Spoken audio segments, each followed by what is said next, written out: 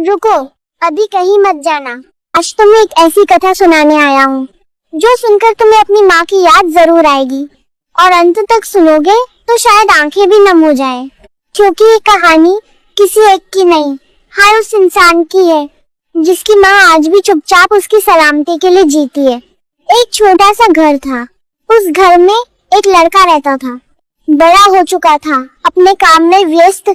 उसे लगता था कि वो अब सब कुछ खुद संभाल सकता है, लेकिन उसकी माँ, वो आज भी सुबह उठकर सबसे पहले रसोई में जाती, उसके लिए खाना बनाती और हर बार एक ही सवाल पूछती, बेटा आज क्या खाएगा? लड़का अक्सर चिढ़कर कह देता, माँ अब मैं बच्चा नहीं हूँ, खुद देख लूंगा। माँ बस मुस्कुरा देती। पर क्या तुम जानते हो उस मुस्कान के पीछे क्या छुपा था? एक दिन लड़का बहुत बीमार पड़ गया। तेज बुखार, कमजोरी, और पहली बार उसे एहसास हुआ कि अकेले होना क्या होता है। फोन उठाया, दोस्तों को कॉल किया, लेकिन सब व्यस्त थे। और फिर धीरे से उसने माँ को आवाज दी, माँ पानी। बस इतना सुनते ही माँ भागती हुई आई, जैसे उसे पहले से ही पता था कि उसका बच्चा उसे पुकारने वाला है। अब ध्यान से सुनो, यहीं से कहानी बदलती है।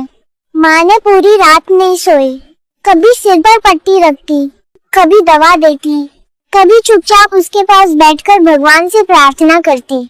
और जब लड़का सो जाता तो माँ धीरे से उसके सिर पर हाथ फेरकर कहती, मेरे बच्चे को कुछ हो गया तो मैं कैसे जी पाऊंगी? सुबह हुई, लड़के की तबीयत थोड़ी ठीक हुई। उसने आंखें खोली और पहली बार देखा, माँ की आंखों में नींद नहीं थी, लेकिन चिंता थी, प्यार था और एक अजीब सी थकान। उसी पल उसे समझ आया कि जिस खाने को वो नजरअंदाज करता था, वो सिर्फ खाना नहीं था, वो उसकी माँ का आशीर्वाद था, जिससे उसका शरीर ही नहीं, उसकी जिंदगी चल रही थी। मैं तुम्हारा कान्हा तुमसे कहता हूँ, चैत्र नवरात्रि के चतुर्थ दिन की देवी कुष्मांडा, वो पूरी सृष्टि की जननी है, ऊर्जा और जीवन देने वाली। और हर माँ उसी शक्ति का रूप होती है जो अपने बच्चे के लिए अपनी भूख भूल जाती है, अपनी नींद त्याग देती है और हर दिन उसे जीने की ताकत देती है। लेकिन सबसे बड़ा सवाल ये है, क्या हम कभी उस माँ की थकान समझ पाते हैं या सिर्फ उसकी बनाई हुई थाली देखकर ही रह जाते हैं?